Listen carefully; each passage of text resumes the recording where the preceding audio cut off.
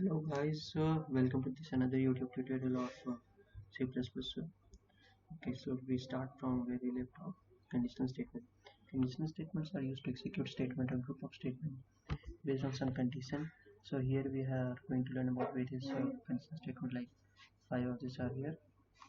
So there are five conditions. Conditional statement: if statement, if else statement, nested if else if ladder, and then switch statement.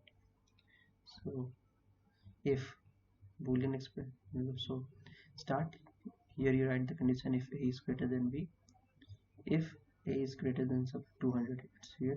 If true, then print the statement. Else if false, then also print something here. If a is less than 200, so printed not, it comes out of the loop. So we print the final statement value of a is. Read if else statement. If Boolean expression else. Okay, this is the syntax. Yeah, even if you are getting a false, so in the condition, you then also print a statement. Okay, here is condition. If true, then another statement. If false, then another statement. Both the statements are not same, and then there's a final statement. So a is 100, b is equal to 200. If b is greater than a, which is true here, so we will be printing the c out b is greater. But suppose b's value is 50, so if 50 is greater than 100, that is false, so we'll be printing the else statement, the statement in the else case. Okay, a is greater system, and this is the final statement. Nested if else. So if present inside another if, then we can say it as nested if. It is also called a multi-way selection statement. Forget about this flowchart. Come here. A, B. Okay. So if A equal to 100, is it true? Sorry, it should be written here 1000. Okay. If A equal to 1000, so we get inside this loop, inside this if outer if. Now inside if B equal to 200, which is false, this statement is not executed. So we can't say that value of A is greater than is between 1000 and 2500. But if suppose here okay, now outside, see, so we just print the final statement. Exact value of A is 1000, exact value of B is 2500. Else if ladder. The else if ladder statement is used to execute one code from multiple conditions. Else if okay, so this is the statement. If false, then we get to check another else if. Now this is again false, then we check this another if condition. Now this is false, then there's a single statement which is printed. Okay, check this. If condition 1 is false, we check condition 2. If condition 2 is again false, we check condition, and we go on. And at last, if none of the condition matches, we just print the statement of the false else part. Okay, suppose it matches in the first, suppose the condition 1 is true, then we don't have to check another all the other conditions. Finally, after statement when it gets executed, the program ends. Check this out. So the user is told to input your score. Int main, int score, cout. Enter your score between 0 to 100. So use enter your score, suppose 80. Okay, cin score. So you just enter your score as 80. If score is greater than equal to 90, is your score 80 is greater than equal to 90? No. Then we come to the else if part. Else if score is greater than equal to 50 and score is less than 90. Is it is greater than 50? Yes. Then and 80 is less than 90, true. So this condition matches. So we get inside this if statement. So we print your grade is B. Okay. Similarly, suppose so you just printed your grade is B, your grade B. Now another other conditions are not checked because your okay, and other conditions are not checked because this condition is found as true. So then the program returns 0. Suppose you added your score here as 10. Okay, so first 10 is greater than 90, false. So again check this new and another condition. else if condition. Score is greater than 50, false. So this is also false. Now go to the another else if. Is your score greater than 35? Again false. So the only condition which you have left is else part. Here you're good, you did, failed. So that is the okay, you got it. Now switch statement. Switch statements acts as a substitute for a long else for a long if else if ladder that is used to test a list of cases. Here instead of here in you can understand a switch case as simple as if kills where the condition is not greater than or greater where the condition is always where the condition to check whether a is always equal to b. Okay, so here we check always use the so here we use the relation operator double equal to b instead of less than or greater than. That's the difference between switch and if. So let's quickly read it out. Switch statement acts as a substitute for a long if else if ladder that is used to test a list of cases. A switch statement contains one or more case labels which are tested against the switch expression. When the expression match to a case, then the associated statements with that case would be executed. When the expression matches to a case, to a particular case, then the associated statements would be executed. So here we have a syntax: switch expression case, which we are going to check with constant expression. Now statement break case break is written so that we come out of the switch.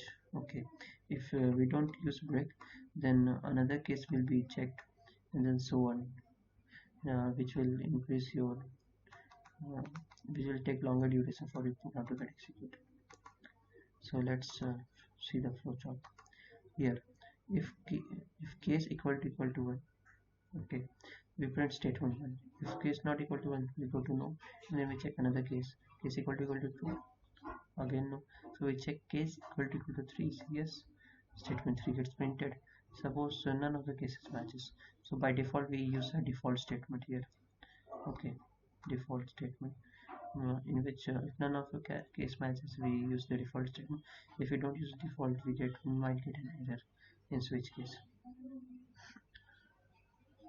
uh, let's see a quick program.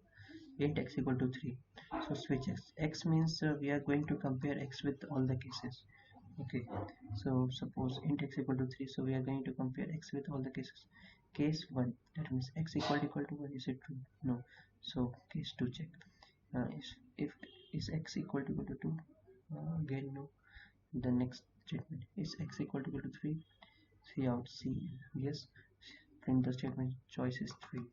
Okay, suppose you just you use x equal to 4 here, so case 1 doesn't match, case 2 doesn't match, case 3 also doesn't match, and there is no case 4 here. So by default there's a default condition.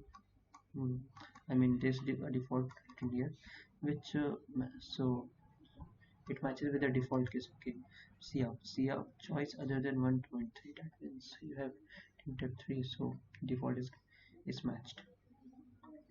Loops in C++. Okay, so conditional statements is over. Loops in C++. A loop statement is used for execution of a block of statement repeatedly until a particular condition is satisfied. So a loop statement is used for execution of a block of statement. Okay, single statement or block of statement until a particular condition is satisfied. So we have already seen for loop previously, okay, in some of the programs, and then we are going to see while loop and do while loop. The difference between while and do while is that in while first your condition is checked, then only the statement gets executed. But in do while first your statement gets executed and then you check the condition. Okay, this this thing matters in a program for first iteration of your statement only. If you look only, okay. So we come to follow for syntax is for initialize, condition, increment. Okay, start, loop statement, condition if true execute, if not true false then stop.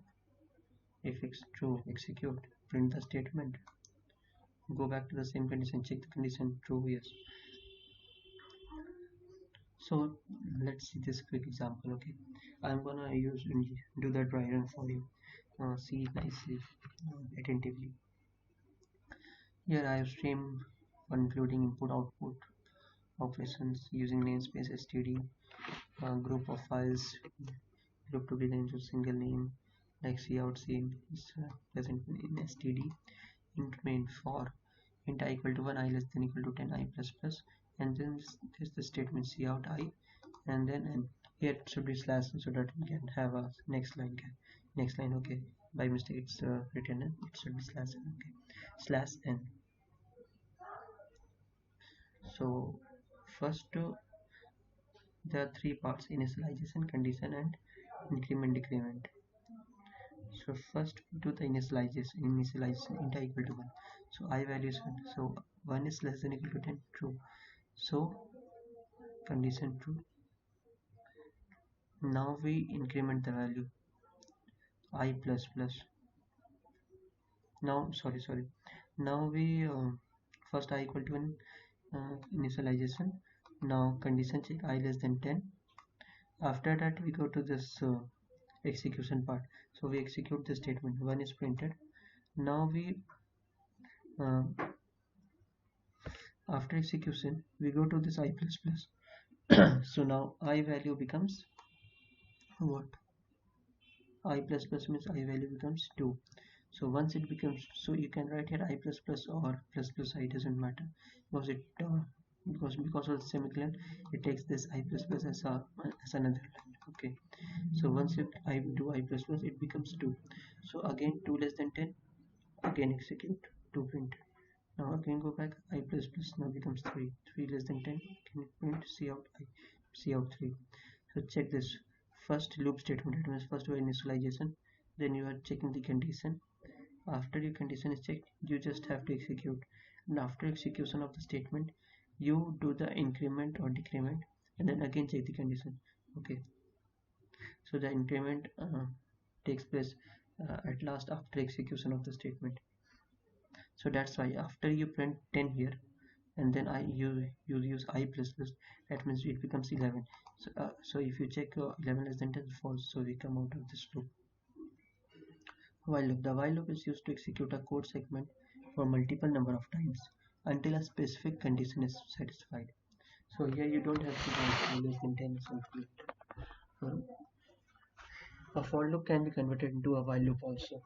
So let's see. In while loop we don't have some initialization at all.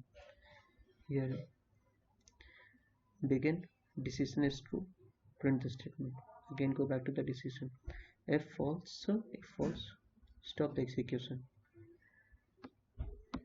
So here we are using we are going to find out the factorial of a number inputted by the user. Int number I equal to 1, factorial equal to 1, at starting factorial of 1 is if 1.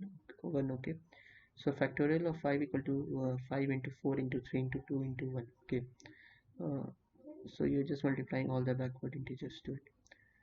Cout enter a positive integer for which you want to find out the factorial, cin number. Okay, so suppose you entered here 10. So while I is less than equal to number, but number entered is 10, I equal to 1, 1 is less than equal to 10, true. So factorial equal to factorial into I. This statement means that factorial equal to factorial into I.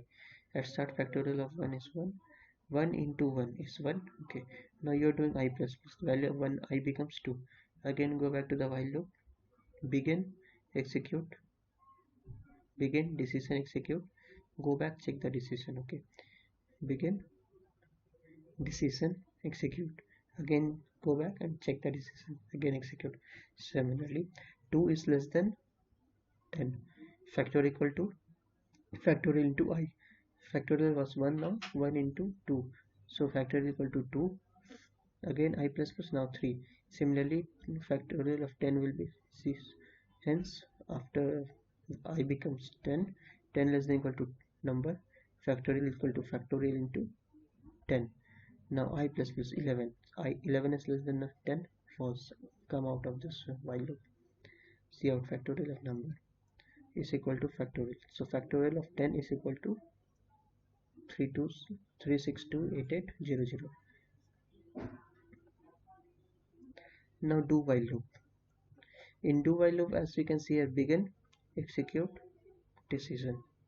So in the first iteration only, here, but the only difference is that the condition is placed at the end of the loop. Hence the loop is executed at least for once.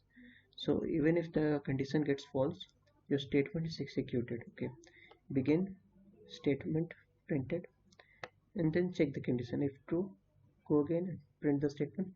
If false, then end the program or loop. Now int main int num equal to 1.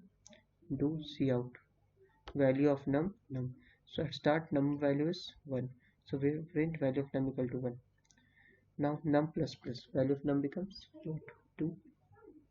While num is less than 6, true. 2 is less than 6, true. Again print, it goes and goes until now. Suppose num value becomes 6. So while 6 is less than 6, true.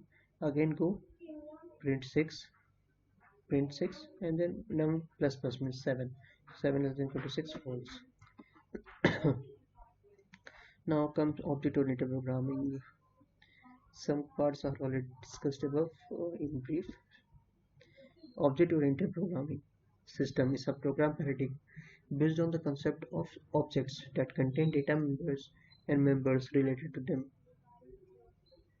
It's a programming paradigm based on objects. Okay, based on a concept of object that contains data members and methods related to them.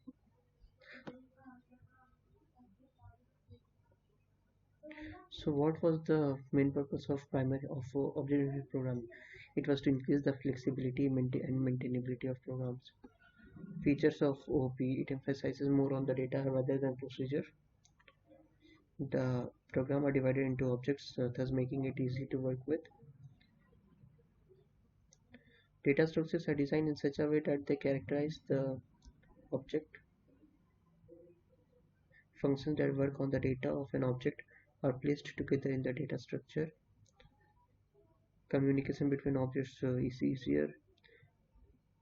OOP follows the bottom-up approach in the program design.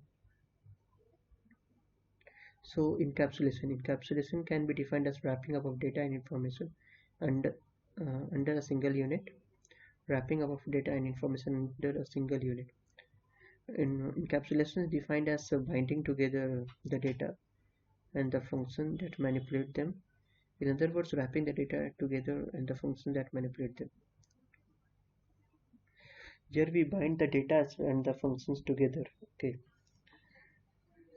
So we have 3 access specifiers. So we can implement encapsulation using 3 access specifiers: public, private, protected. In C++ we have 3 access specifiers: public, private, protected, and by default we will be using private in C++. Okay, so suppose you don't mention the access specifier, by default that member is private. So remember to mention this if you want to use the object of that class or its member in some other class.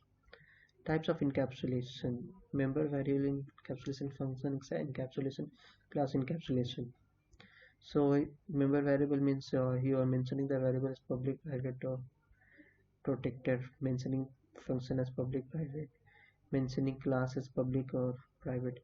Here, as we have not mentioned any access specifier in this class test, by default this class is of private type. Okay, now this variable, member variable, is declared as private, so you can't use it uh, outside the class. Okay, so that means you can't use that x variable here in main function. So as we have here public, this is a constructor test. Constructor has the same name as the class name. It has a parameter, formal parameter int. That means you have to pass some value and then you are initializing x equal to a. So the only way you can change the value of private variable is in that same class only. So for that you need to pass the value, okay, to that class. Int get, so suppose you want to print x, you can't just use the object of that class test. Okay, so you need to use some function in order to return the private data member value. So here we are using int get as a getter function, and constructor of test as a setter function to set to set the value of x. So int main, first we need to create an object of test to use its data members, or to for setting or getting the value of x. Test small a 7. So first test is the class name, a is its object, and by writing 7 here you are passing 7 as actual actual parameter to this constructor int a. So once you pass 7, int a equal to 7, x equal to 8, that means x becomes equal to 7. Okay, so you are setting the variable x equal to 7. Now you want to get the value of x. So as we are using private, I'm just using a dot x. Here a is the object, a dot x. If you use, you will get an error because it the value, because the member x is private, so you need to use a getter function for that. So the number is a dot get. So you, as you use wrote this, you go to this get function, return x, so it's returning x. So x is 7, it's written, so it's printed, the number is 7. Now data abstraction.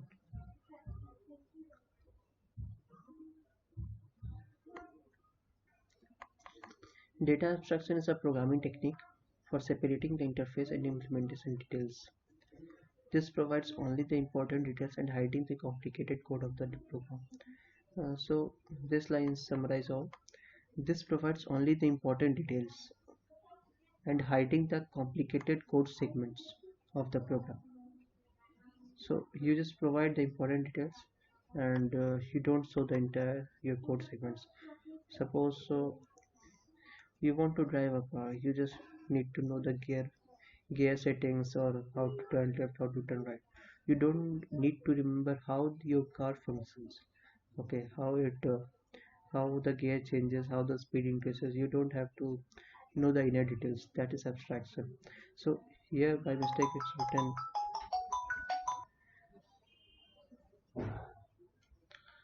So there are basically three ways to apply abstraction C++ language: abstraction using class, abstraction using header file, abstraction using specifiers. Actually, all these are copied from the previous slide. Okay, so you don't have to. All this is wrong. So the ways by which you can apply abstraction in a program is using abstract methods, abstract classes, or just use interface. Okay.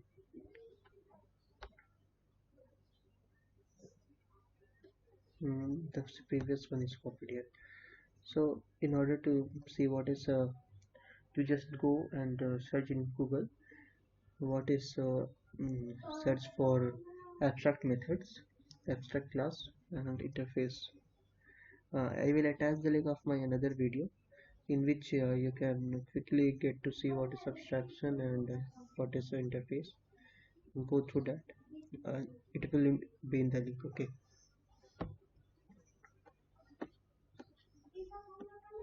Inheritance. Inheritance is defined as a process of acquiring all the properties and behaviors into the child object from its parent object. So basically you are acquiring all the properties of your parent into the child object. Five types of inheritance available in C++ are: single inheritance.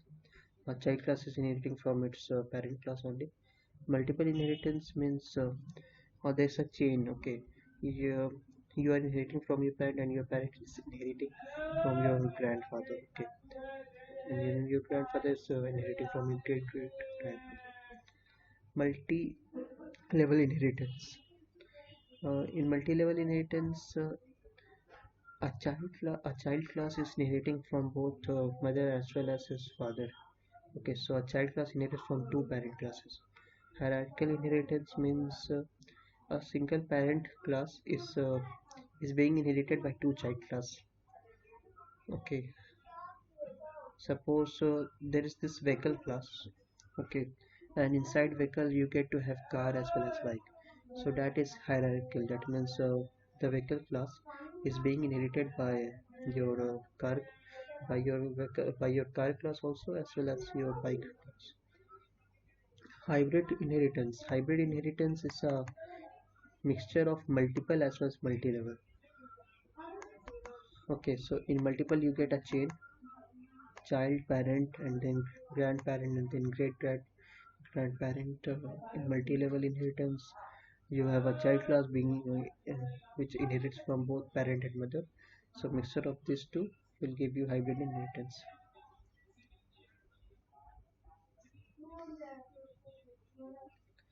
Public private protected access specifier.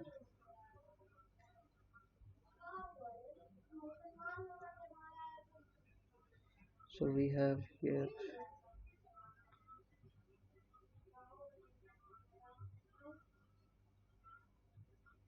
what we have here. Let's see. So okay, so here we are using inheritance concept. First of all, this class trend. It has number of wheel, number of coaches, and this function train in it will set your number of wheels as well as number of coaches. Okay, this is used as a setter function, and then this show info is used as a getter function. It will print the number of coaches and the number of wheels of the train. Okay, as this int number of wheel and int number of coaches are by default private, so we have to use we have to use setter as well as getter function. Now this class bullet train, as we know that bullet train is a child of train of the parent train, because first we get to know the about train, and then we introduce bullet train. So by basic knowledge, you can say that bullet train is a child class. So in order to make this bullet train as a child class, we have to first inherit all the features of the train class. So class bullet train, okay, inherits public train. So you inherit train. So we have in bullet train this another feature named flux. Okay, it works on some electricity flux. Okay, in flux public bullet train. So we have a constructor here int b, so it is used as a setter function for setting the value of flux equal to b. And then there is this magnetic field function. It will return the magnetic field is turned on with flux. Okay, so this is your magnetic field is used as a setter function to print the value of set of flux. So as we want to use the bullet train, why do we have to create object of the train class? So we don't create the object of train class, we just create object of bullet train. By default, all the features of the train class will get inherited in this bullet train. So int main bullet train 10. You passed value 10. So by so bullet train, we go to this constructor int b equal to 10 and flux equal to 10. So we set the value of flux equal to 10 for this bullet train. Okay, so the object of this bullet train is bullet train itself, small b, okay, and small t bullet train. After that, we call the function train dot train info. Now this dot train info, is it present in this bullet train class? No, it's present in the train class, and it is used for setting the number of wheels and number of coaches. Okay, so you pass 0 20. So number of wheels is 0, number of coaches is 20, and then you print all the you need to print you want to print the number of wheel and number of coaches of that train. So you bullet train dot show info. Okay, so first to see of number of, so first you are printing number of coaches, and then you are printing number of wheels. Okay, so 20 and the 0 is printed. Now bullet train dot magnetic field is used as a getter function to get the value of flux. So the magnetic field is turned on with flux 10. Okay, so this is a single inheritance. Overloading. When we create two or more members of a class having the same name but different in number or type of parameter. That means your member functions have the same name but have different type of parameter or different return types or different in different number of parameters. Okay, that is function overloading. We can have method overloading, constructor overloading, and indexed properties. There are two types of overloading: function overloading and operator overloading. I talked about function overloading just now. Okay, so we have adding 20 40, and then there is another function 40 20 30. Both have same name. Okay, add, it takes two parameter, add, it takes three parameter. So first one returns the summation of a plus b, and then another one returns the summation of a plus b plus c. Method overriding. When a derived class is a function, now we come to overriding. This is very important. Okay, the difference between overloading and overriding is that in overloading the function call is already decided before during compilation, but in overriding you can't decide which function to call because both functions will have the same name, so you don't know which function to call. It is decided during during the runtime. Okay, overriding. When a derived class has a function with the same name as a function of the base class. So in overriding, we use a concept of inheritance also. Suppose the train class in the bullet train class, if you just in this class bullet train and then class train. Suppose here we have train info, and then in this bullet train also we will be having train info. So once we call this train info function, you don't know which train info to call, the train info of the class train or the train info of the class bullet train. So that is decided during runtime, and basically the object, the train info called using whose object. Suppose it was called using the object of bullet train. So the so the train info of the class bullet train will get called. So it depends on the object.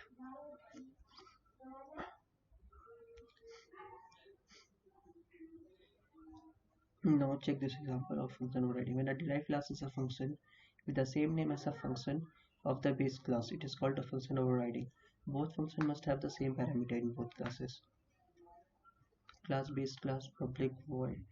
Okay, so this is the base class and this is derived class. It inherits base class. So there's this function here, and we have this function here also. So it prints parent class function and then it prints child class function. So once we create object derived class obj is equal to derived class, we are creating object of derived class. So once we call obj.disp, guess which function will get called, the parent class function or child class function. Okay, let's see the answer, child class function. The reason is simple, because we are using the reference of derived class. Okay, so the function of the derived class will get called. Interface. The interface is a solution to implement the behavior and functionalities of a parent class into the child class from its parent class. The interface is a solution to implement the behavior. So as I told earlier, to learn about, okay, we have interface here, so let's learn about interface. The interface is a solution to data abstraction. Just think, uh, interface is a concept of data abstraction. In abstraction, the interface is a solution to implement the behavior and functionalities of a parent class into the child class. Interface is a solution to implement the behavior and functionalities of a parent class into the child class from its parent, to implement the behavior and functionalities of parent class into a child class without the actual involvement of the members from the parent class. So there won't be any involvement from the parent class. Check this as an example.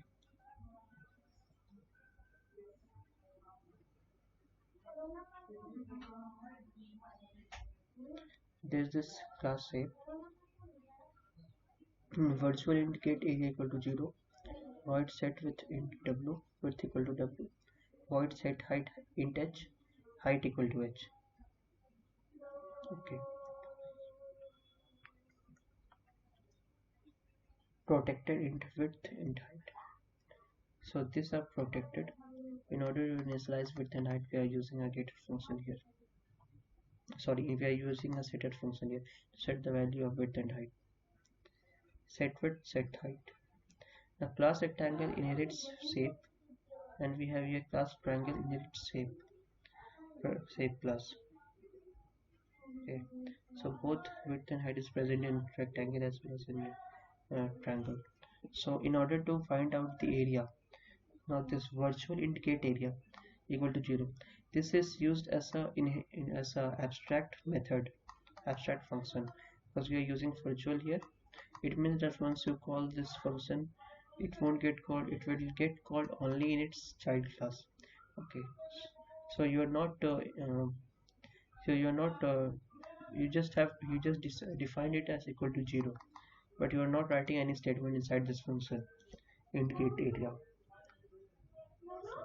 So you are calling it in. So you are redefining it with all its statements in its child class. So here public indicate area returned width into height. So the area of rectangle is just returned. Similarly, class triangle here we have indicate area return width into height. So what I mean by interface is that all the functions which are declared as abstract in in the parent class has to be redefined in its child class, because if you don't redefine it in its child class, you will get an error as simple as that. So first we create object of rectangle, we next then create a object of triangle, we set the width of rectangle 10 and 25, which after that we will be printing the total rectangle area rect.get area. So calling the rect.get area, the function inside the rectangle will get called width into height. Similarly, setting the width and height of triangle, and then try.get area will print the area of the triangle. What is a friend keyword? A friend function of a class is outlined outside the class. A friend function of a class is outlined outside that class scope. However, it's proper to access all private and protected member of the class. No, I don't understand. Let's see what we are going to learn here. Class name, class name, friend data type, friend function name. Okay, so we have a box class with friend void print with box. So first of all, we are using friend, and then you're creating an object of that same class only in which that function is present. Okay, so box is the object of box, and then you are okay, so you are not defining it here. You are just saying that there's this function which we are going to declare it outside of this class, that is friend function. Okay, a friend function of class is outlined or redefined outside that class. Okay, its scope is however proper to access. Okay, and another thing is that its scope is all the members of the class. That means even if you are trying to access private as well as protected, you can access those. Okay, just check this out. We have redefined this print width here outside this class box. Okay, but we are able to access all its first check this double width. This is private, right? But once your class but scope is only inside that class. But once you use the friend this friend keyword, void print width. Okay, so print width function can access all the data members of that class without any interruption. Even if it's private, it can access it. Check this out. Void print width. Okay, box cout width of box dot width. So you are printing box dot width. Even if it's private, you have just printed it. Okay, so this is used as a getter function. And in order for set width, we don't need to use friend function. We can just use it as a scope resolution operator. Box scope resolution operator set width double width equal to width. you just used scope resolution operator for setting the value of width. Check this. We have created object of box, small box, box dot set width 200.0. You go here. This also has to be defined outside. So here we go here. Double width 200 is passed. Width equal to 200. Now for printing the value of print width, and you just passed box because we are creating a new object here, box of box. So you can just say that box 2. So box 2 equal to box. Now box 2 dot width. So it will print because on using friend, its scope is here. Scope is however outside it. It's scope. However, it's proper to access all private and protected members of the class. Let's stop here for some time.